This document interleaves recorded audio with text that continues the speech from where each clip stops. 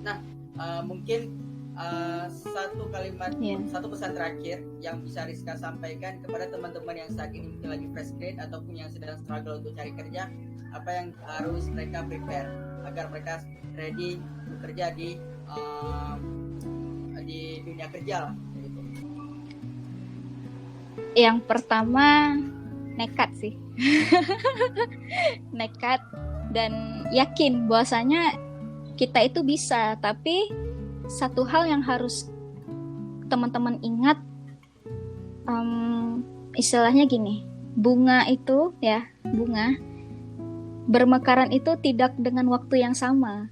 Satu bunga ini mekarnya hari ini, satu bunga lagi mekarnya besok. Artinya apa? Kehidupan kita itu ya tidak sama dengan kehidupan orang lain. Jadi jangan saling membandingkan kayak, alah dia aja bisa, aku gini-gini aja. Nggak boleh kayak gitu. Karena kalau kamu ngomong seperti itu, otomatis energi negatifnya itu bakal tumbuh di kita gitu. Jadi kita terus terpuruk. Coba kita ganti dengan kalimat, kalau dia bisa, kenapa aku enggak? Aku juga harus bisa, tapi step by step gitu. Enggak secara instan langsung jos gitu, enggak. Dia harus sabar, yakin, usaha, terus ya tawakal aja sih gitu. Dan satu lagi, kalau kamu suka di bidang apa, cari personal branding gitu. Misalnya kamu senangnya di desain atau kamu senangnya di videografi gitu. Coba asah skill pelan-pelan gitu. Terus buat portofolionya, show off kan ke sosial media. Habis itu promosiin ke teman-teman. Dari teman ke teman aja dulu. Nanti mana tahu ada rezeki, datang satu link nih dari mana gitu. Minta tawaran kerja, ambil aja dulu gitu. Nanti di situ kita sudah bisa menentukan value kita tuh semana kayak itu, dan kita mau dibayarnya berapa, kita udah bisa tentuin gitu, step by step lah intinya. Hai, jadi kita pengen tahu nih gimana cara Rizka dari Aceh tapi bisa bekerja di perusahaan luar sehingga bisa tetap di rumah namun tetap produktif dan dapat berkolaborasi dengan orang-orang di luar Aceh walaupun saat ini masih di Aceh. Namun sebelum itu mungkin Rizka bisa kenalin diri dulu lebih detail kepada teman-teman.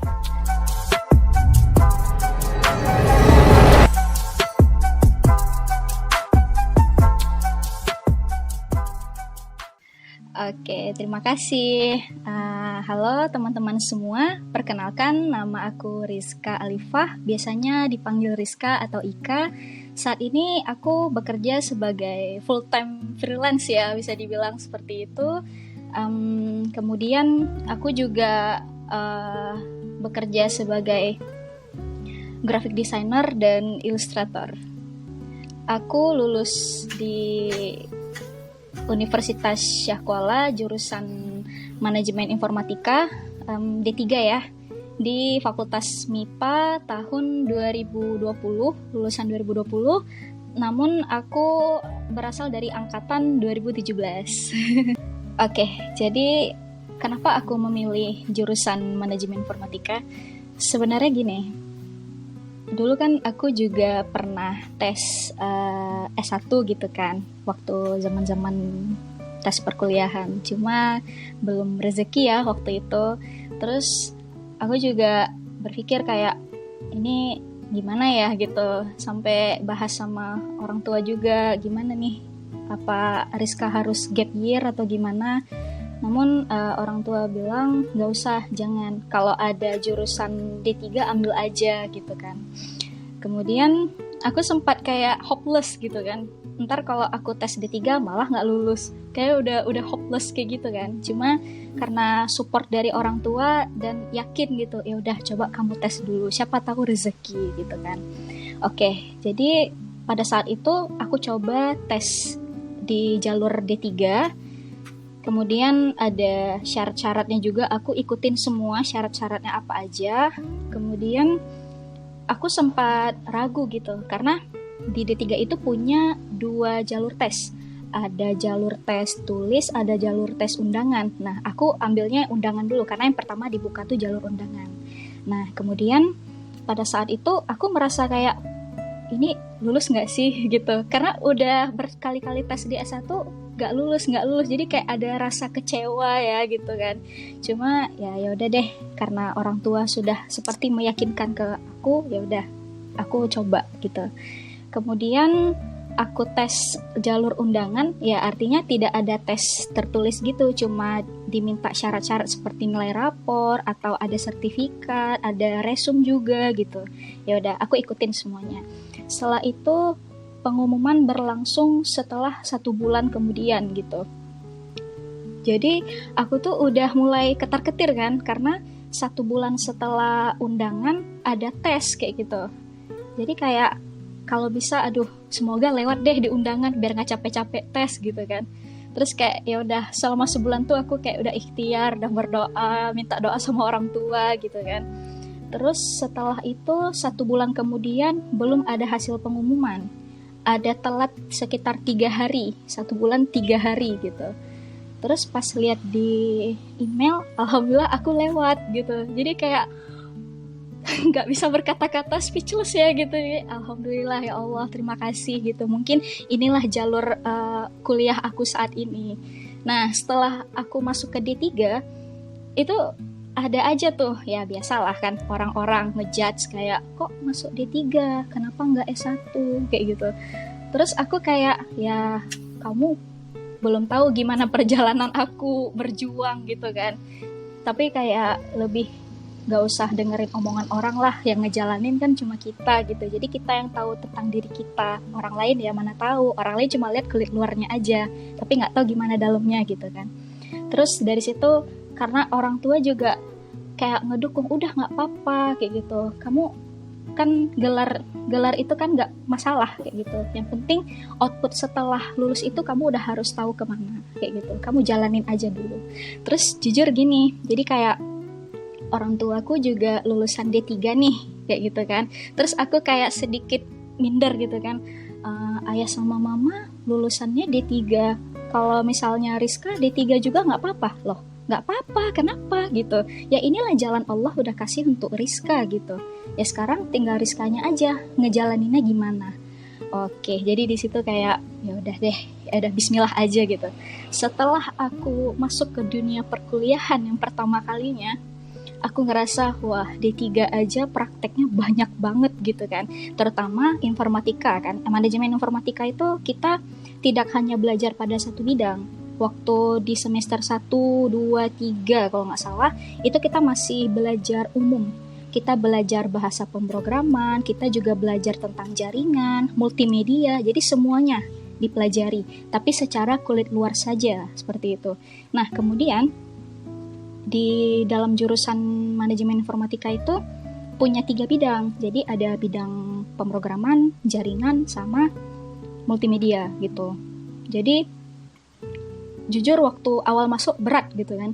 Wah, bahasa pemrograman, logika, algoritma segala macem gitu kan. Tapi kayak aku yakin udah jalanin aja kayak gitu. Jalanin aja, kemudian pada saat itu sudah memasuki semester 4. Nah, aku udah mulai boleh ambil pilihan gitu, mau kemana minatnya. Nah, karena aku suka desain, aku suka menggambar, jadi kayak ya udah terakhir aku ambil yang minat multimedia gitu. Nah, terus kalau misalnya ditanya kok kuliah di manajemen informatika outputnya desain grafis, kok bisa gitu kan, padahal kalau gambar-gambar itu kan jurusannya DKV atau institut seni segala macem gitu kan. Nah, karena begini, di kuliahku itu ada ada mata kuliah desain grafis. Aku juga nggak nyangka ternyata ada kayak gitu.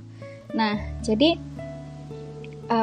sebenarnya aku sudah mulai tertarik di manajemen informatika tuh ada kakak letingku yang kuliah di situ juga, leting 16. Jadi dialah yang ngasih saran gitu. Udah, Rizka masuk sini aja, mau nggak? Di sini ada mata kuliah tentang desain grafis loh, ada tentang animasi, pasti Rizka suka kayak gitu kan.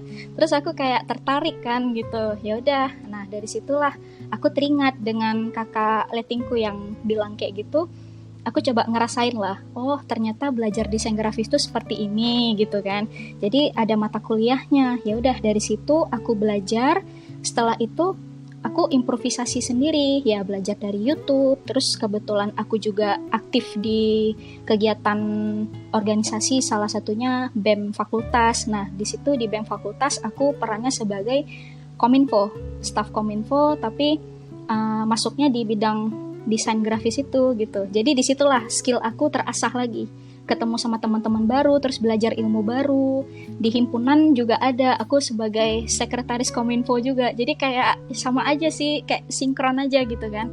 Nah, jadi disitulah skill desain aku bertambah lagi seperti itu. Sampai akhirnya aku mengambil tugas akhir aku ya tentang, nggak jauh-jauh juga sih kayak gitu, tapi bukan desain grafis, lebih ke animasi, karena kan ada mata kuliah animasi juga. Nah, jadi desain grafisnya juga terpakai di dalam animasi itu. Kan kita menggambar dulu kan, bikin karakter, terus kita bikin animasi. Nah, itu kan juga masuk kayak gitu. Nah, tapi ya pada akhirnya setelah aku sudah selesai sidang, terus aku kayak udah menemukan passion aku gitu. Oh, kayaknya graphic design ini cocok nih untuk dijadikan peluang kerja gitu. Karena sebelumnya aku ngomong sama orang tua kayak, Rizka nggak mau kerja kantor kayak gitu, kayak apa gitu kan.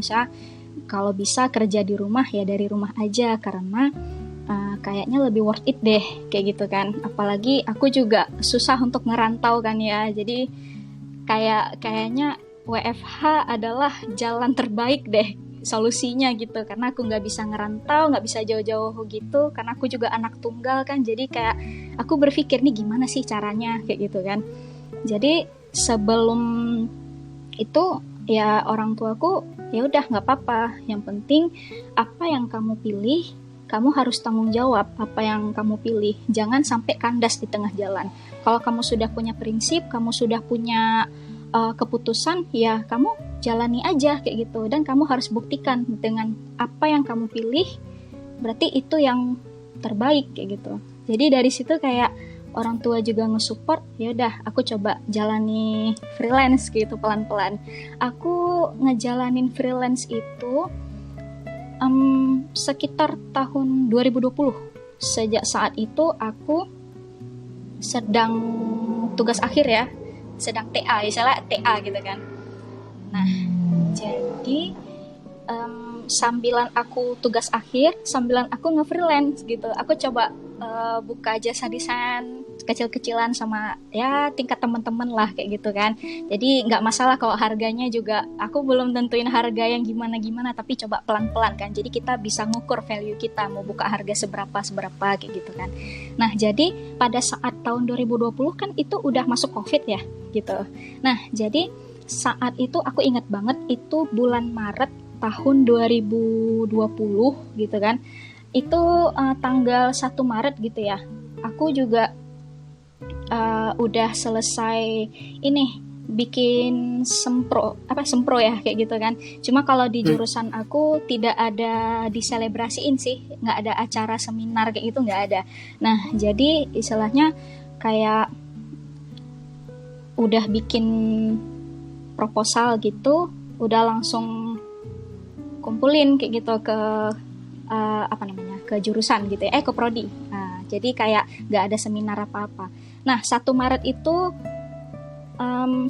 proposal aku udah di ACC, tanggal 2-nya langsung libur COVID. Nah, jadi yang katanya korban libur 2 minggu ya, libur 2 minggu, jadinya lama banget kan, sampai berapa lama itu kan. Nah, jadi kayak disitulah setelah aku udah di ACC proposalku, langsung aku ngerjain tugas akhir aku tuh di rumah gitu. Ngerjain di rumah, enggak ada kemana-mana selama berapa, Maret, April, Mei, Juni, 4 bulan di rumah aja ngerjain. Sambil di situ aku berpikir gitu, bisa nggak ya aku lulus tahun ini gitu, bisa nggak ya gitu. Karena aku udah hopeless juga jujur, kayak ini gimana sih aku bikin TA di rumah, nggak kemana-mana gitu kan, nggak bisa ke kafe karena COVID yang sangat-sangat dahsyat ya pada saat itu. Jadi terakhir kayak cobalah aku buka jasa desain kecil-kecilan, siapa tahu bisa bantu-bantu untuk penghasilan juga kan, jadi biar bisa belajar.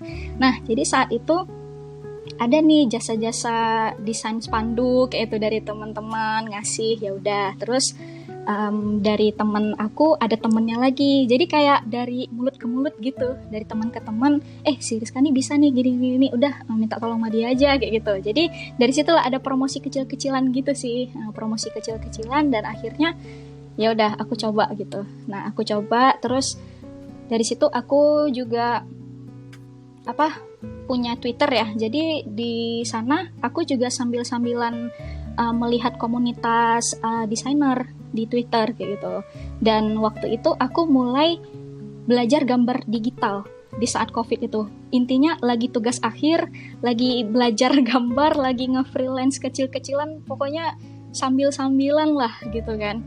Nah, jadi kayak teman-teman di Twitter juga maksudnya antusiasnya bagus kayak gitu, responnya bagus terhadap karya aku gitu, dan dia berdukung, udah Kak, yuk kita bikin ini yuk, karya bla bla bla bla bla gitu. Jadi aku juga semakin senang gitu, semakin kayak ngerasa wah disupport banget gitu ya. Jadi waktu itu ya udah terakhir udah bikin gambar, terus sambil TA dan sambil nge-freelance juga. Waktu itu aku lulus di bulan 7 sidang. Nah, udah mulai sidang, udah selesai semua. Akhirnya aku udah dapat info, aku wisudanya di bulan November.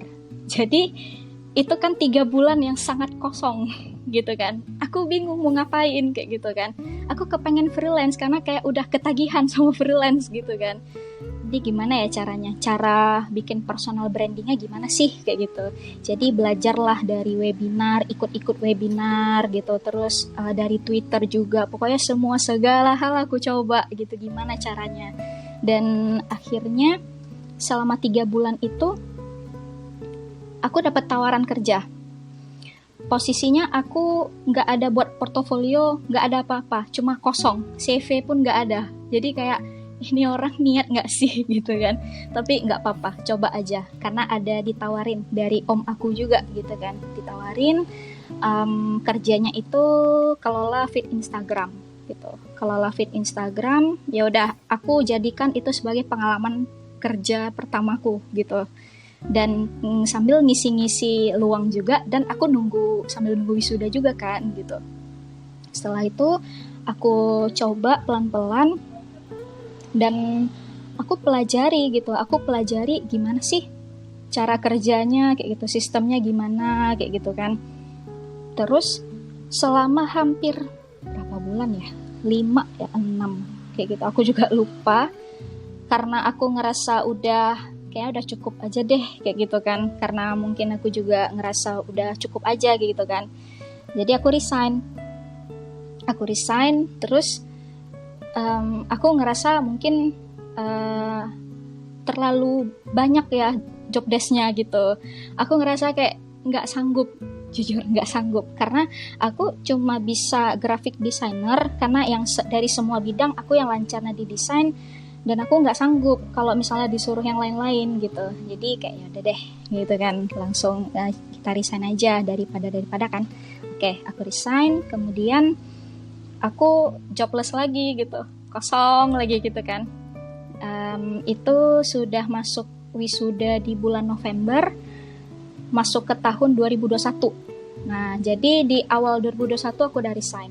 Setelah itu kan udah kosong. Dari situ aku kayak kembangin skill aku, belajar dari YouTube, ikut kelas atau apa. Pokoknya aku ngisi waktu luang sambil ya katakanlah masih fresh graduate gitu kan, masih kayak mau santai tapi serius dalam menekuni skill-skill yang aku punya kayak gitu kan.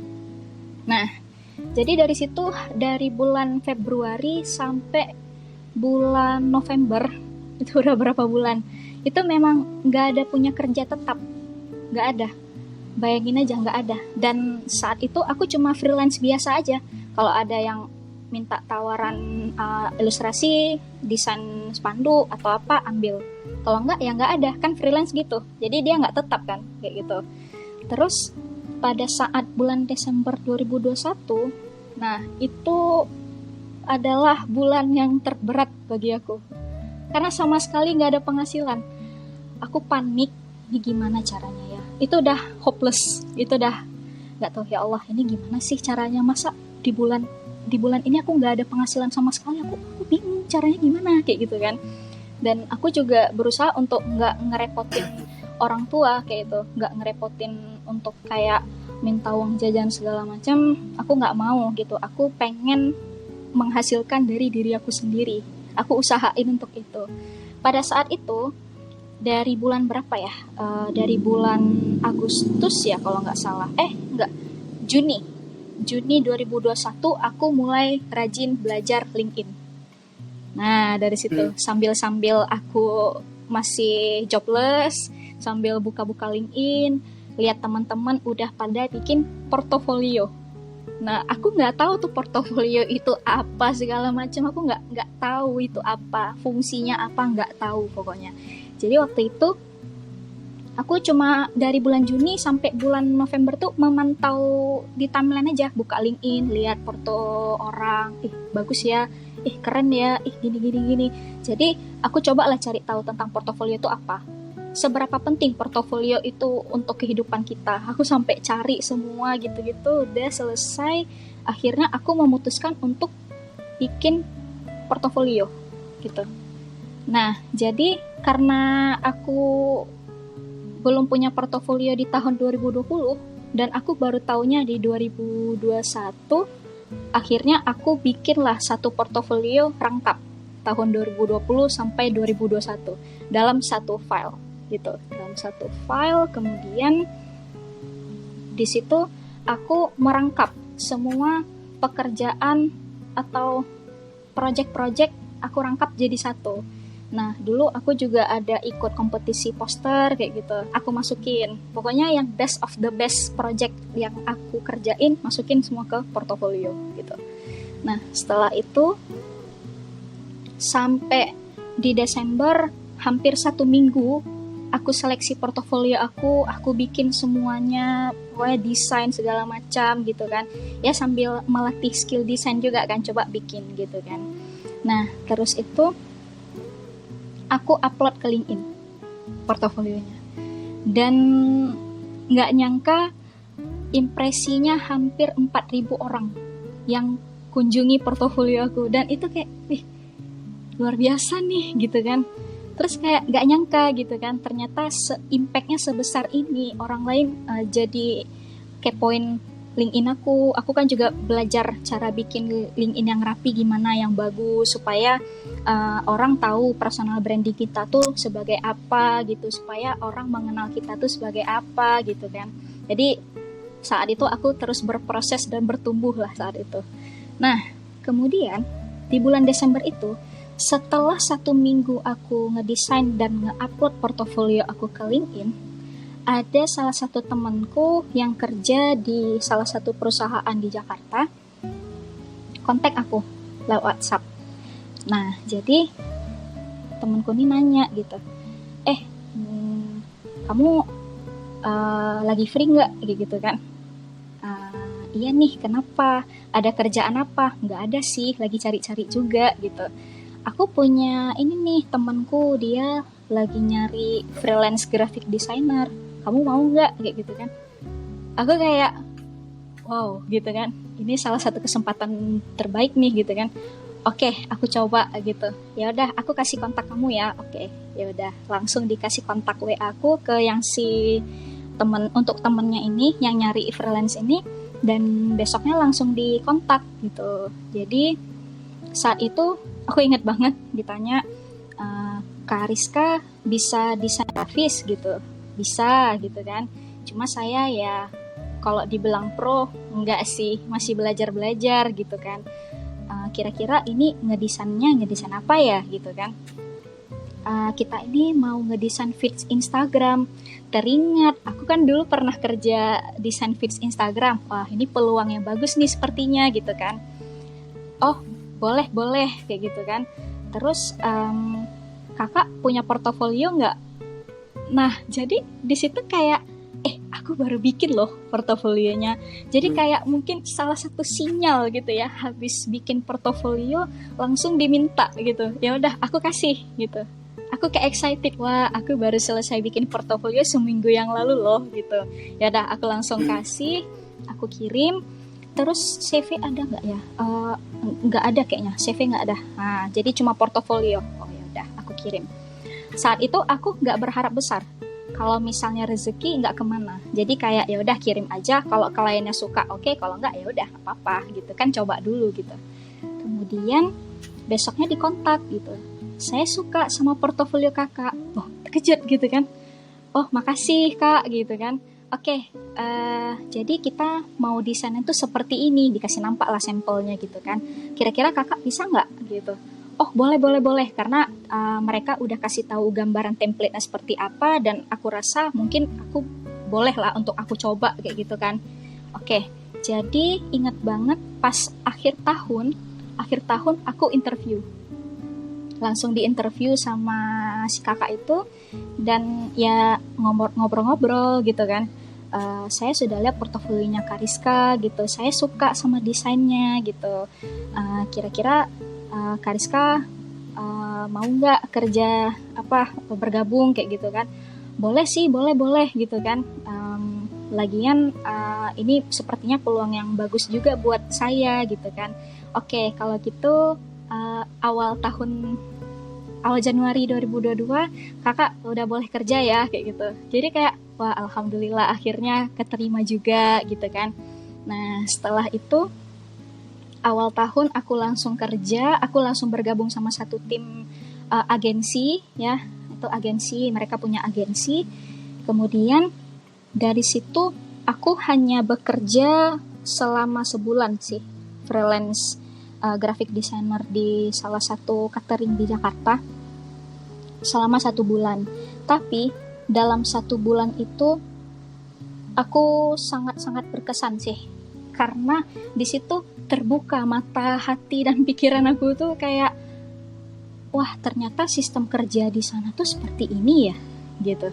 Jadi kayak oh seperti ini gitu. Jadi kalau di sana itu gini, pas pertama kali aku kerja dapat link dari sana itu, aku melihat sistem kerjanya berbeda. Misalnya dalam satu tim itu ada graphic designer, ada copywriter, content writer gitu, ada social admin, media admin gitu. Jadi kalau misalnya desain ya udah desain aja, yang tukang nulis konten ya upload udah. Jadi nggak ada lebih dari 1 job desk, dan itu sangat-sangat meringankan menurutku, dan itu pekerjaan yang sistem pekerjaan itu bagus gitu. Nggak nyangka, dan mereka di situ punya content plan. Jadi dibuatlah dalam satu tabel. Di situ dibuat hari, tanggal, jadwal post, isi kontennya apa, kemudian captionnya apa, jam berapa, segala macam. Terus ada referensi desainnya juga dicantumin di dalam tabel itu. Udah semuanya tercover, nanti ada statusnya di ujung. Kalau misalnya ready to design, artinya graphic designer sudah boleh ngedesain konten ini. Nah, jadi setiap pagi itu aku buka Excel gitu kan. Dulu masih pakai spreadsheet ya. Jadi dari situ aku setiap pagi buka statusnya apa. Oh, ready to design. Ya udah, langsung bisa desain. Nanti langsung lempar ke grup, terus dievaluasi gimana, ada revisi kah atau enggak atau gimana. Dah, kalau misalnya oke, langsung upload. Gitu. Jadi intinya kerjanya tuh tidak hanya tidak lebih dari 1 job desk, dan itu sangat meringankan gitu. Kita rajin ngupload konten setiap hari 1 konten, Senin sampai Jumat. 1 hari 1 kayak gitu. Jadi aku ngedesainnya ya 1 hari 1 konten. Nah, kadang ada konten carousel, kadang ada konten yang single post gitu kan, tuh tergantung sih ya kayak gitu. Terus dari situ kayak walaupun cuma sebulan, tapi itu sangat berkesan sih bagi aku. Oh ternyata sistem kerja di sana tuh kayak gini ya. Walaupun aku tidak ke sana, tapi aku bisa dapet feel sistem kerjanya tuh wah kayak gitu, kayak excited gitu. Oke, setelah itu aku pernah dapat tawaran ilustrasi dari si kakak itu. Jadi di ilustrasi itu dia nanya gitu, Kariska bisa ilustrasi? Sebenarnya saya memang lebih di ilustrasi sih kak, kayak gitu. Tapi saya tidak menolak kalau misalnya tetap berkecimpung di desain grafis, karena sama aja sih, nggak masalah kayak gitu. Saya punya project nih gitu, Kariska mau nggak, bisa handle nggak gitu. Jadi di sini kayak multitasking aku diuji. Multitasking aku diuji. Jadi aku dapat 12 ilustrasi saat itu aku kerjain, dan mereka udah nentuin fee-nya berapa gitu kan. Terus ya udah aku langsung kerjain. Jadi sketsanya itu mereka yang buat, aku tinggal vektorin. Nah gitu, aku tinggal kasih pewarnaan dan vektor gitu. Jadi aku ngerjain 12 ilustrasi itu dan sambil ngedesain itu. Jadi kayak disinilah time management aku atur sebaik mungkin. Misalnya mana yang lebih penting gitu. Oh, karena hari ini upload kontennya pagi, jadi aku ngerjain yang feed IG dulu gitu. Nanti baru yang ilustrasi. Nanti sambilan gitu. Jadi disitulah kayak aku belajar mengatur time management. Nah, kayak gitu. Setelah itu aku udah selesai bikin ilustrasi, dan saat itu udah aku nggak kerja lagi di situ. Dan saat itu karena kan itu agensi ya, jadi tidak hanya ngedesain feed ya, bisa aja kalau mereka kasih ilustrasi ya udah kayak gitu, kasih gitu. Saat itu di bulan 2 aku udah kosong lagi nih. Nah, gitu kan, kosong lagi. Aku udah belum dapat kerja di mana gitu kan. Aku jobless lagi gitu. Nggak ada kegiatan apa-apa. Tapi aku tetap rajin cek LinkedIn. Siapa tahu ada pengumuman job, pengumuman apa sih? Job alerts gitu kan, Udah, kayaknya belum ada yang kecantol nih sama aku. Ada deh, sabar dulu gitu kan. Terus di bulan 2 itu ya aku mengisi waktu-waktu aku tuh dengan LinkedIn gitu. Belajar LinkedIn, belajar cari link gitu kan.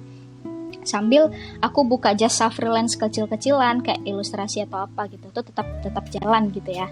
Nah, di bulan 3 nih, kebetulan di LinkedIn ada satu pekerjaan tentang platform kesehatan mental.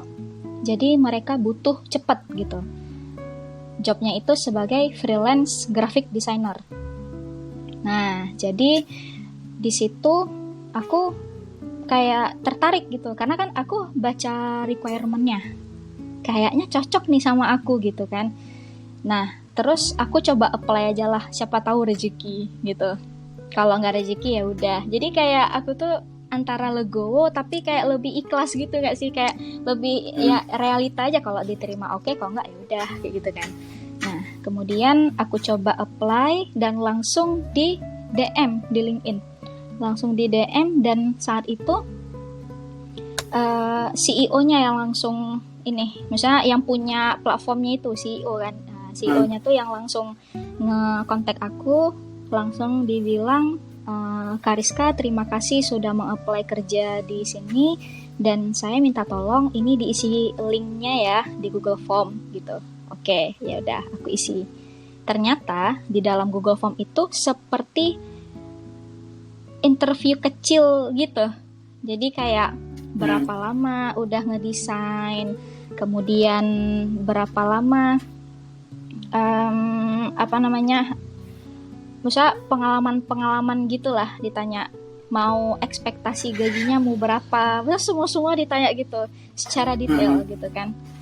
Ya udah aku jawab aja apa yang menurut aku cocok gitu kan. Ya udah aku jawab, kemudian setelah itu ya terakhir udah aku isi Google Form-nya, aku langsung konfirmasi gitu, Kak, ini saya sudah ngisi Google Form-nya ya, kayak gitu kan. Oke, terus nanti kalau misalnya kakak bisa interview, nanti saya kabarin. Oh ya udah, tunggu kabar aja kan. Terus tiba-tiba langsung lah di WhatsApp sorenya. Kan aku apply-nya siang. sorenya langsung dikontak ke WhatsApp, dan si kakak CEO-nya nih bilang, "Kak, jadi saya sudah lihat portofolionya kakak di LinkedIn segala macem. Boleh nggak besok jam 3 siang kita interview?" Nah, ketar-ketir ini. Wow, oke, boleh Kak, boleh gitu kan. Oke, jam 3 siang aku udah ready, terus udah dikasih link juga, langsung lah ngobrol kayak gitu. Jadi awalnya aku kayak ngerasa ini ngobrolnya gimana ya? Udah overthinking dulu, ini gimana ya? Ada kejam-kejam nggak ya? Langsung kayak waduh macam-macam lah pikiranku gitu kan. Terus kayak ya udah. Kemudian langsung saat itu langsung lah ditanya gitu kan, ini kakak jurusannya bukan jurusan DKV ya? Bukan Kak, saya jurusan manajemen informatika. Tapi kenapa bisa desain gitu? Terus saya aku bilang, jadi saya itu memang senang menggambar sih Kak gitu. Tapi pada saat saya kuliah, oke. Nah, jadi pas waktu di interview ditanya, Kariska bukan dari jurusan DKV ya, kok bisa menggambar sih gitu kan. Saya sebenarnya punya basic menggambar dari kecil gitu. Ya aku cerita aja gitu kan. Cuma pas kuliah di prodi saya tuh ada mata kuliah desain grafis gitu. Jadi ya disitulah saya coba mengeksplor desain grafis tersebut, dan ternyata ya saya senang di situ. Ya udah saya kembangi skillnya di situ, dan udah menjadi bagian dari passion lah istilahnya gitu kan. Nah setelah itu sambil di interview sambil dibuka portofolio aku gitu, udah dicek gitu kan, dilihat gitu kan. Dan setelah itu ditanya berapa lama udah berkecimpung di desain grafis. Maksudnya pertanyaannya sama seperti yang di Google Form tadi, cuma mungkin mau dipastiin lagi kali ya gitu kan. Nah terus ya udah aku cerita, aku udah mulai belajar desain grafis sejak 2018 gitu, sejak yang ada mata kuliahnya itu kan. Nah setelah itu apalagi ya, ditanya mungkin seperti apa ya, udah lupa juga. Intinya ditanya sesuai sama portofolio aku. Terus kan ada CV juga kalau nggak salah, itu dibaca juga gitu kan, pengalaman aku gitu. Saat itu aku belum terlalu banyak kan, aku lebih banyak pengalaman saat kuliah. Jadi kayak organisasi ya, BEM, himpunan, kepanitiaan ini itu segala macam. Itu yang bisa menjadi tonggaknya tuh dari situ. Kalau untuk work experience belum banyak gitu kan. Paling ya yang itu yang tadi aku cerita. Terus ditanya lagi gitu, ada yang ingin ditanyain nggak Kak gitu kan. Ya udah aku cuma nanya, pengumumannya paling telat kapan ya gitu kan. Terus dibilang paling telat besok sore ya Kariska jam 6 gitu. Nah jadi pas jam 6 itu ya udah selesai interview. Aku udah kayak, aku nggak berharap besar. Aku selalu gitu orangnya. Jadi nggak ada berharap besar terhadap siapa-siapa. Aku cuma berharap sama Allah, ya Allah kalau memang ini yang terbaik, ya udah, misalnya ini lulus berarti ini yang terbaik untuk aku gitu aja. Jadi kayak ya udah, ya sabar aja gitu. Besoknya jam 6 sore itu belum ada pengumuman. Di situ udah mulai ketar-ketir tuh, nih ini gimana ya, ini lewat gak sih gitu. Terus ada rada lewat dikit ya, lewat 10 menit kemudian baru masuk pengumuman, dan alhamdulillah aku lewat gitu kan. Selamat blablabla gitu kan. Terus jadi kita ngedesainnya itu dari hari Senin sampai Jumat, kayak jam kerja biasa juga. Nah 1 hari 1 konten. Nah kemudian untuk fee-nya itu ditanya gitu, kakak mau dibayar per hari, per bulan, atau per minggu gitu kan. Dalam hatiku nih tumben-tumben ya ditanya gitu. Biasa kan kalau salary atau apa fee itu kan per bulan biasanya kan. Terus karena ditawarin seperti itu, ya udah aku bilangnya per minggu aja. Per minggu aja gitu kan. Kayaknya lebih worth it deh. Jadi nggak nunggu lama, bisa kita kelola lagi kan. Oh ya udah deh, boleh Kak, per minggu aja ya. Jadi ya Senin sampai Jumat kerja, terus ya weekendnya ya udah terima kayak gitu. Nah, setelah itu aku langsung mulai masuk ke dalam grup. Di situ ada content writer-nya, di situ juga ada TikTok kreatornya, di situ juga ada admin sosmednya. Nah, intinya pola kerjanya sama kayak yang aku kerja yang punya catering tadi kayak gitu. Jadi base-nya kalau si platform ini di Jakarta juga. Nah, di Jakarta. Nah, jadi pola kerjanya tuh sama lagi. Berarti kayak, oh, apa di sana rata-rata cara kerjanya seperti ini semua kayak gitu. Satu orang satu job kayak gitu, satu job desk gitu kan. Oke, jadi aku langsung mulai. Jadi kita meeting dulu gitu kan sama mereka. Jadi sistemnya adalah setiap hari Senin kita weekly evaluation. Setiap hari Senin jam 4 sore itu wajib. Jadi misalnya karena aku baru pertama kali masuk, jadi di hari Senin itu kita meeting untuk yang pertama kalinya, Senin sore. Jadi di situ dikasih evaluasi dan di saat itu juga aku dikasih surat kontrak.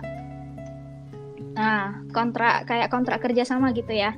Nah, jadi aku baru ingat di dalam Google Form tadi itu sempat ditanya mau kerja berapa lama di sini kayak gitu, mau 1 bulan, 3 bulan, 6 bulan kayak gitu kan.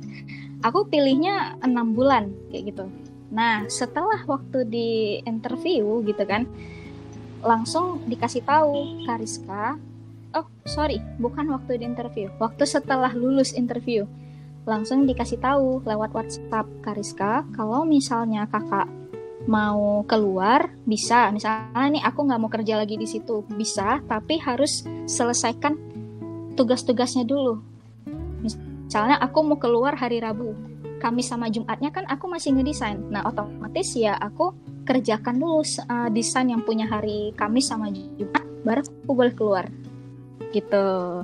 Tapi di sini tuh kita nggak matok harus 6 bulan habis itu keluar, enggak. Kalau Kariska mau bertahan ya nggak apa-apa kayak gitu. Nah oke. Jadi di situ kayak mereka udah kasih clue kalau misalnya aku mau lanjut kerja ya lanjut aja nggak apa-apa kayak gitu. Lagian menurut aku ya pola kerjanya ya fair gitu kan. Terus teman-temannya juga baik-baik banget, nggak ada kayak yang toksik atau kejam-kejam, nggak ada sama sekali, alhamdulillah nggak ada. Jadi kayak memang benar-benar kayak dirangkul, dibimbing. Jadi kayak misalnya aku ngedesain terus dikasih arahan, Kariska mungkin bisa nggak dikasih gini. Jadi kayak kita tuh bisa mengimprovisasi skill desain kita dengan baik gitu. Jadi tidak hanya sekedar terima beres aja, oh ya udah bagus nih, oh ya udah nih, enggak. Tapi kayak memang benar-benar diarahin gitu. Dan waktu itu aku ngerasa kayak happy sih kayak gitu, jalan aja gitu kan Senin sampai Jumat ngedesain dan pada saat surat kontraknya dikirim udah baca rulesnya semua, ya udah aku tanda tangan langsung kerja kayak gitu, langsung weekly eval langsung kerja. Terus ya udah jadi rutinitasnya setiap pagi jam 9 gitu kan, itu udah mulai diingetin di grup, teman-teman bagi yang udah ada tugasnya segera dikerjakan ya. Nah gitu, yang cari konten siapa. Jadi setelah sudah ada bahan konten, udah di ACC, langsung masuk ke desain gitu. Langsung masuk ke desain, aku desain langsung kirim ke grup, langsung di di review gitu kan, di review kalau ada revisi, kalau nggak ada ya udah langsung masukin ke drive, langsung diupload gitu. Jadi sistemnya gitu-gitu aja. Nah jadi kalau sekarang alhamdulillah aku masih bekerja di situ sudah hampir 7 bulan. Sudah hampir 7 bulan. Gak terasa alhamdulillah, dan masih bertahan alhamdulillah gitu kan. Di bulan 4 pas lagi puasa, ya kan? Lagi puasa, ada salah satu temanku, dia juga kerja di Jakarta di salah satu perusahaan alat kesehatan. Jadi dia DM gitu di Instagram. Nah dia DM terus dia tanya gitu, Kah, Rizka freelance kan? Iya, kenapa gitu kan? Di kantorku ada lagi cari freelance designer, mau nggak gitu kan? desain apa nih gitu kan. Aku langsung tertarik kan, desain apa nih gitu kan. Desain packaging gitu. Aku langsung packaging itu gimana sih? Aku langsung aduh, aku nggak pernah pula desain packaging gitu kan. Terus temanku nih ngasih video gitu. Ini cara pengerjaannya kah? Bikin videoin gitu kan. Terus kayaknya tertarik nih, boleh lah gitu kan. Jadi kalau misalnya diterima, aku udah ada 2 kerjaan yang bisa aku pegang kayak gitu. Aku udah berpikir gitu aja, tapi lagi-lagi aku nggak berharap. Itu dia, aku nggak berharap. Jadi saat itu temanku nih minta CV, minta portofolio kayak gitu. Terus posisinya aku lagi di luar rumah, dan saat itu aku nggak bisa pegang HP lama-lama karena lagi ada kegiatan gitu kan. Jadi aku cuma ngasih tahu kalau mau lihat porto boleh buka LinkedIn aku aja. Nah gitu. Jadi kasih link, udah buka dulu karena aku masih ada kegiatan yang nggak bisa aku tinggalin gitu kan. Oh boleh kah? Oke. Ya udah. Nah terus kata si temanku nih, orang product development ya kalau nggak salah. Nah orang PD ya, istilah PD ya singkatannya. Orang yang PD-nya nih udah ngelihat ini nih, udah ngelihat karya-karya apa di LinkedIn gitu kan. Ntar dikontakin tuh ya kayak gitu. Oh oke, gitu. Ya udah. Besoknya jam 10 pagi aku dikontak sama orang PD-nya kayak gitu. Langsung ditanya misalnya, Assalamualaikum, selamat pagi Mbak Rizka kayak gitu kan. Jadi perkenalan diri si orang PD-nya nih kayak itu kan. Terus langsung kayak ditanya, ya seperti biasa, udah berapa lama desain, pakai software apa, ya pertanyaan-pertanyaan yang seperti biasanya ya kayak gitu kan. Oke, aku langsung jawab ya, aku di sana pakai software Adobe segala macam apalah gitu kan. Jadi kayak istilahnya interview lewat chat gitu, nggak ada meet seperti ini, lihat dari chat aja gitu, dari chat. Kemudian di situ si PD-nya ini ngejelasin gitu sistem kerja di sini tuh seperti apa. Karena jujur aku belum pernah ngetes desain packaging kayak gitu, nggak pernah, dan nggak tahu tuh gimana, bayangannya tuh belum nyampe lah kayak gitu. Nah jadi ya udah diceritain gitu kan, jadi sistem kerja kita seperti ini gini kayak gitu. Jadi ini sistemnya freelance, artinya ya Mbak nggak ada kayak gimana ya, lebih santai kerjanya. Nah kayak gitu. Jadi kapan nggak terikat gitu. Jadi kapan selesai kasih tahu gitu. Saya minta setiap hari Mbak update aja progresnya. Nah itu aja. Jadi biar kita juga bisa tahu sejauh mana progres kerjaannya gitu. Setiap pagi kayak gitu, setiap pagi. Oke, gitu kan.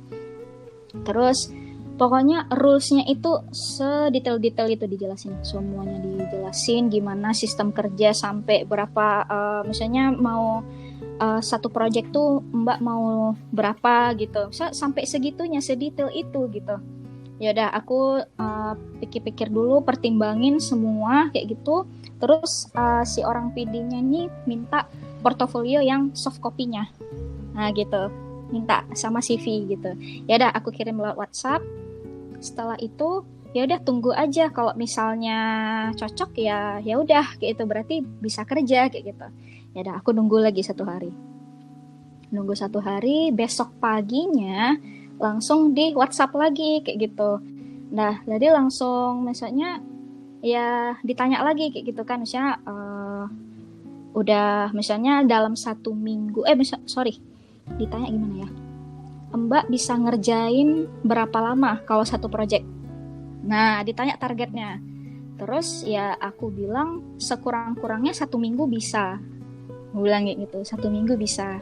Tapi kalau misalnya mungkin banyak revisi ya mungkin nggak bisa sih 1 minggu, karena nggak cukup kan rasanya kayak gitu.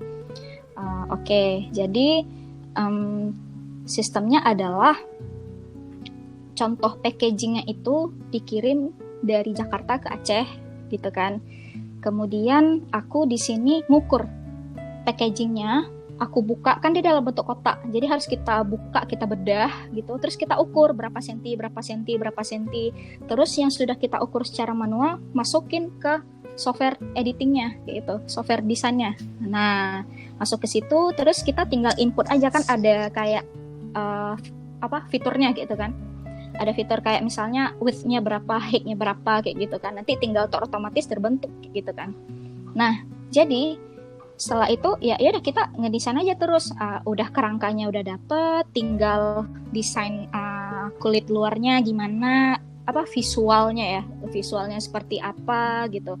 Nanti seperti biasa kasih preview, kalau ada revisi, nanti preview lagi, revisi, dah gitu-gitu aja kan. Langsung pelan-pelan aku belajar, maksudnya aku memang dari yang nggak ngerti apa-apa soal desain packaging, tapi alhamdulillah orang PD-nya ini baik banget, dikasih arahan sedetail-detailnya. Jujur aku kayak, Kak, mohon maaf, ini saya nggak ngerti gimana ya gitu. Nggak apa-apa Mbak, ini saya ajarin ya, ini gini. Memang kayak dibimbing gitu, kayak wow, luar biasa, alhamdulillah. Berarti kayak memang benar-benar baik banget mereka gitu kan, kayak betul-betul diajarin sampai memang benar-benar kita bisa kayak gitu. Nah, jadi alhamdulillah sampai saat ini aku masih bekerja di sana. Udah 6 bulanan, selisihnya beda sebulan sama yang tadi kan, yang platform tadi tuh. Nah, jadi sekarang ya di sana tuh macam-macam sih, ada packaging, ada brosurnya, ada katalognya, pokoknya segala kebutuhan desain di perusahaan itu aku yang bikin kayak gitu. Jadi misalnya ada satu job nih dikasih tahu, nanti ada satu job lagi. Kadang memang rentetan sih, memang padat, tapi ya setelah itu tapi deadline-nya tuh dikasih tahu, Mbak, ini untuk satu project ini kerjainnya seminggu ya, Mbak, untuk satu project ini kerjainnya 3 minggu ya. Nah gitu. Jadi supaya istilahnya sama-sama enak, setiap hari tuh kasih kabar gitu. Nah progresnya sampai mana kayak gitu. Nah, udah gitu aja kerja di situ. Terus sampai sekarang ya masih juga di situ, alhamdulillah. Oh ya, satu lagi. Tunggu Furkan, satu lagi.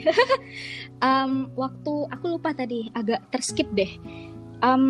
Waktu di Oktober 2021 aku diajak masuk startup sama temenku, nama startupnya Daystock, dan di situ aku bekerja sebagai product design. Nah, product design, jadi sampai saat ini alhamdulillah aku masih kerja di situ, dan sebentar lagi ya September, Oktober, nggak terasa hampir setahun juga, alhamdulillah. Gitu. Jadi aku sekarang kalau ditanya aku pegang apa aja ya, perusahaan alat kesehatan tuh satu, kemudian platform kesehatan mental satu lagi yang startup Daystock satu, sisanya ya freelance sampingan gitu. Misal kalau ada job-job ya misalnya job lepas lah gitu kan, udah kasih satu selesai, udah kayak bikin ilustrasi atau apa aja yang bisa aku kerjain, ya udah kerjain aja, itu freelance di aku kayak gitu. Udah itu aja sih kayaknya. Oke, sip. Bagi yang teman-teman yang pengen reach out dengan Rizka, bisa kontakkan dengan Rizka di mana nih Rizka? Boleh di Instagram, boleh di Twitter, di LinkedIn juga boleh. Oke, nanti link untuk Twitter, LinkedIn, dan Instagramnya bakal kami lampirkan di deskripsi video di bawah ini. Terima kasih Rizka udah mau sharing tentang ceritanya, dan semoga menjadi inspirasi bagi teman-teman yang pengen kerja di luar juga tapi tetap stay di kamarnya. Dan terima kasih para pemirsa berdebar yang udah mendengar video kita. Sampai jumpa di video berdebar lainnya.